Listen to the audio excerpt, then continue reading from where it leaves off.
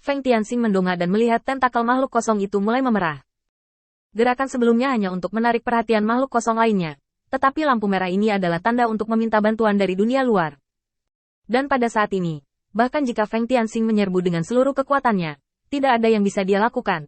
Jaraknya sudah terlalu jauh. Bahkan jika dia benar-benar terburu-buru, lalu kenapa? Sarana iblis tidak dapat memiliki banyak pengaruh pada makhluk kosong sama sekali. Bahkan pengeboman dengan kekuatan guntur belum mencapai efek yang diharapkan.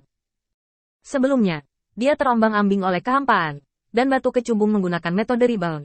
Membuat Feng Tianxing secara keliru berpikir bahwa kehampaan itu tidak siap untuk menghadapi guntur. Tetapi sekarang tampaknya dia tidak hanya menemukan cara untuk menghadapinya, tetapi juga menggunakan metode khususnya, mengubah seluruh tubuhnya. Sekarang guntur terkuat saya tidak dapat memainkan peran kunci. Ada banyak setan, tapi sarananya juga terbatas. Peran yang bisa dimainkannya terlalu kecil. Apalagi dalam soal meminta bantuan, makhluk kehampaan mau tidak mau akan melakukan lebih banyak persiapan setelah menderita kerugian. Melihat seluruh tentakel menjadi merah, Feng Tianxing tiba-tiba menghela nafas lega. Sudut mulutnya sedikit melengkung, dan senyum percaya diri kembali padanya. Tawa makhluk kosong itu berhenti tiba-tiba. Mengikuti garis pandang Feng Tianxing, di bawah adalah tubuhnya yang tak berdaya ketika dia meminta bantuan. Feng Tianxing mengangkat tangannya, dan guntur datang seketika. Di bawah guntur manik, Feng Tianxing tersenyum tegas. Fight, kamu tidak berpikir bahwa aku bahkan tidak bisa memimpin 250.000 orang ini. Saat berikutnya, para iblis yang telah bersiap-siap langsung mengubah arah serangan mereka dan menyerbu ke arah tubuh makhluk kosong itu. Meskipun bekas luka di tentakel merupakan kejutan, bagi Feng Tianxing, tujuan sebenarnya bukanlah untuk memotong tentakel. Bayangkan saja, metode ras manusia apapun pada dasarnya adalah penggunaan aura, dan makhluk kosong ini juga harus menggunakan semacam kekuatan yang tidak diketahui Feng Tianxing. Karena itu adalah kekuatan, itu pasti tidak dapat mengisinya dengan cepat dalam waktu yang sangat singkat. Feng Tianxing memanfaatkan momen kritis ini, memungkinkan Fight untuk mentransfer kekuatan ke tentakel, dan serangan itu mengenai tubuhnya. Adapun bagaimana Feng Tianxing memperoleh informasi ini, itu tergantung pada klon iblis.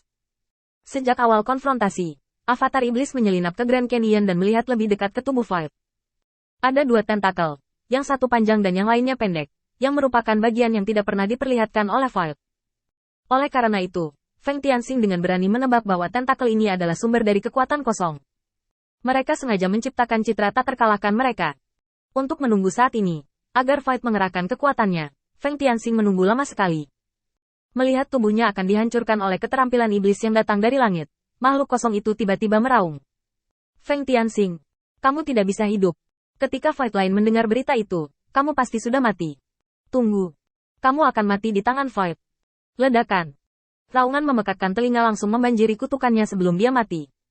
Bagian bawah tentakel ini telah ditutupi oleh keterampilan keras iblis, dan bahkan tanah telah dibajak beberapa kali, tanpa bisa dikenali.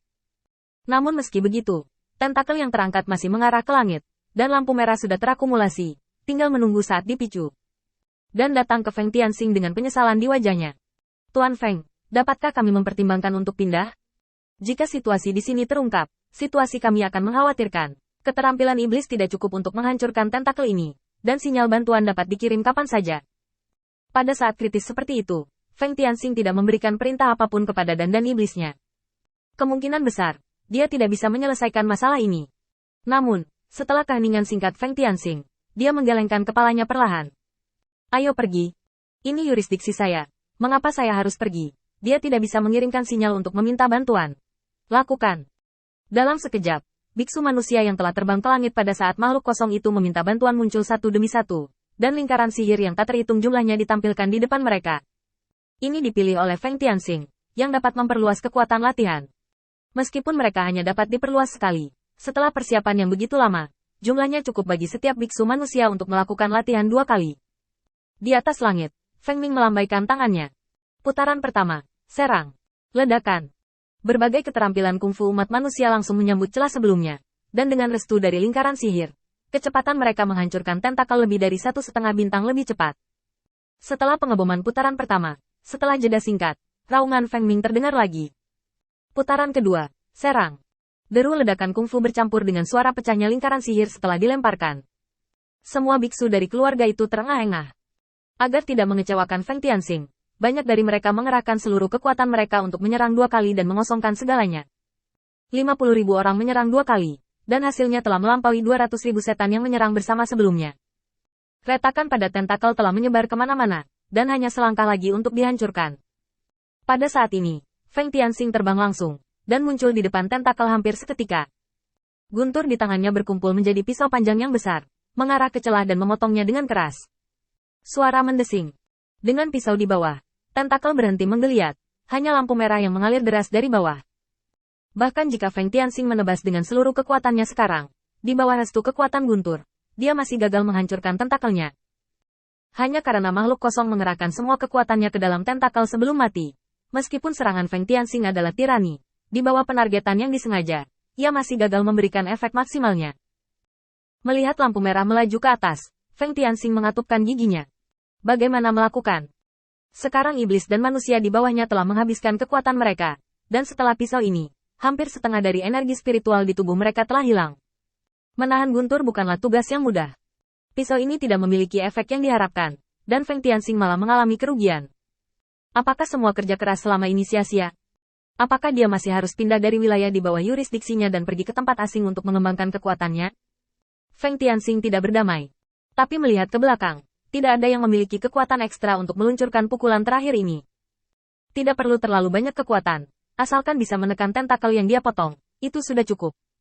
Tatapan ini jatuh ke mata iblis dan manusia, cukup putus asa. Siapa yang bisa melakukannya? Raungan Feng Tianxing membuat semua iblis dan manusia yang hadir menyadari krisis tersebut. Ini pasti jumlah yang terkait dengan kemenangan atau kekalahan pertempuran ini.